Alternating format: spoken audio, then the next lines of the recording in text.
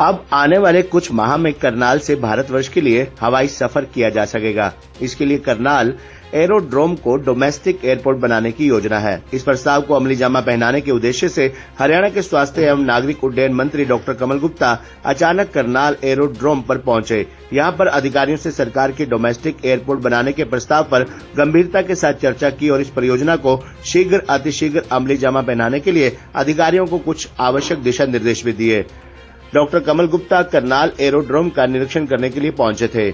नागरिक उड्डयन मंत्री ने करनाल एरोड्रोम को अधिकारियों, उपायुक्त उत्तम सिंह, लोक निर्माण विभाग के साथ साथ अन्य संबंधित विभागों के साथ करनाल में डोमेस्टिक एयरपोर्ट बनाने के प्रस्ताव पर चर्चा की। इस प्रस्ताव को लेकर अधिकारियों को निर्देश दिए कि मुख्यमंत्री और केंद्रीय मंत्री मनोहर लाल करनाल के नागरिकों को डोमेस्टिक एयरपोर्ट की परियोजना को अमली जामा पहनाना चाहते हैं। इसलिए इस योजना को अमली जामा पहनाने के उद्देश्य से ही करनाल एरोड्रोम का निरीक्षण किया गया है और अधिकारियों से डोमेस्टिक एयरपोर्ट बनाने को लेकर जो भी कठिनाइयां थी उन्हें दूर करने के निर्देश दिए गए हैं। नागरिक उड्डयन मंत्री ने करनाल एरोड्रोम की वर्कशॉप, हवाई पट्टी और एरोड्रोम के चारों तरफ बनाई गई 4 दीवारी और अन्य मुख्य कक्षों का निरीक्षण किया। इस दौरान एनसीसी कैडेट्स प्रशिक्षण ग्रहण करने वाले लोगों के बारे में फीडबैक रिपोर्ट ली और नियमानुसार यात्रियों की सुविधा के लिए बनाए जाने वाले कक्षों के बारे में अधिकारियों से विस्तार से जानकारी हासिल की और इस बाबत अधिकारियों को कुछ आवश्यक दिशा निर्देश भी दिए।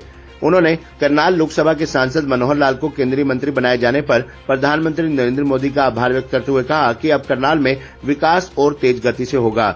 उन्होंने बातचीत करते हुए कहा कि पिंजौर और अंबाला में निरीक्षण करने के उपरांत करनाल एरोड्रोम का अवलोकन करने के लिए वे पहुंचे हैं। सरकार की योजना है कि डोमेस्टिक एयरपोर्ट बनाया जाए। अब अधिकारियों से फिजिबल रिपोर्ट लेने के बाद निर्णय लिया जाएगा कि करनाल में डोमेस्टिक एयरपोर्ट की योजना को अमली जामा पहनाया जा सकता है या नहीं। अगर डोमेस्टिक एयरपोर्ट की फिजिबल रिपोर्ट को संबंधित विभाग से हरी झंडी मिली तो सरकार की ओर से जल्द इस योजना को अमली जामा पहनाया जाएगा। नागरिक उड्डयन मंत्री ने कहा कि करनाल, अंबाला, पिंजौर, नारनौल और भिवानी में 3 से 4 हजार फुट की पट्टियां हैं। इन सभी हवाई पट्टियों का सर्वे किया जा रहा है और आरसीएस के तहत डोमेस्टिक एयरपोर्ट बनाने की संभावनाओं को तलाश किया जा रहा है। इन सभी हवाई पट्टियों का सर्वे करने के बाद अधिकारियों से चर्चा की जाएगी और जहां जहां संभावना होगी वहां डोमेस्टिक एयरपोर्ट बनाया जाएगा।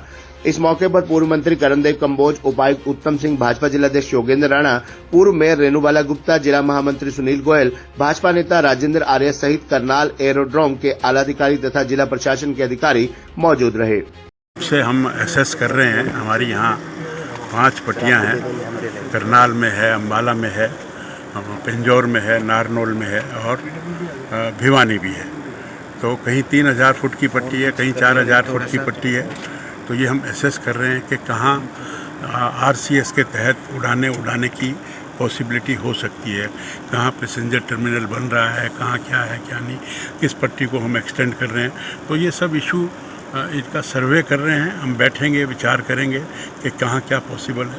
हरियाणा की राजनीति को किस तरीके से देखते हैं? हरियाणा की राजनीति तो दिन दूनी रात चौगुनी तरक्की कर रही है और मैं हिसार के लोगों को, करनाल के लोगों को बधाई देता हूं कि करनाल के सांसद को और देश की राजनीति में और बहुत महत्वपूर्ण जो कैबिनेट में स्थान मिला है, जिसका ऊर्जा मंत्री और शहरी विकास मंत्री, ये बहुत बड़ा काम है। ये यहाँ के सांसद को मिला है। वो हमारे पूर्व मुख्यमंत्री रहे। तो देश की राजनीति में हरियाणा का रोल बहुत रहेगा। हिसार में हार कहाँ हुई, क्या लगता है आपको? आप तो हार जीत तो देखिए एक चुनाव का हिस्सा है, कभी हार कभी जीत।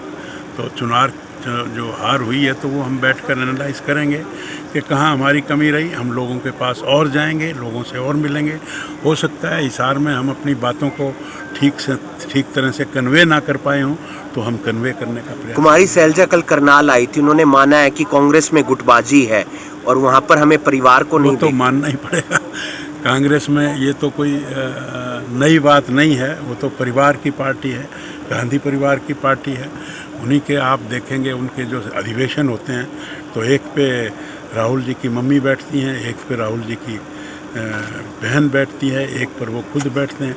वो परिवार की पार्टी है। सर, किस तरह देखते हैं आगामी विधानसभा चुनाव है? हालांकि 5 सीटें लोकसभा की आ रही है। जिस प्रकार से भारतवर्ष में मोदी जी की भारतीय जनता पार्टी की सरकार तीसरी दफ़ा बनी, उसी तरह से हरियाणा में भी तीसरी दफ़ा भारतीय जनता कांग्रेस पार्टी दावा की कर रही है सरकार सरकार बनाने का प्रदेश में। कांग्रेस करती रहे दावा, और उसके पास है ही क्या, केवल दावा करने के लिए, और कुछ नहीं है उसके पास। नमस्कार।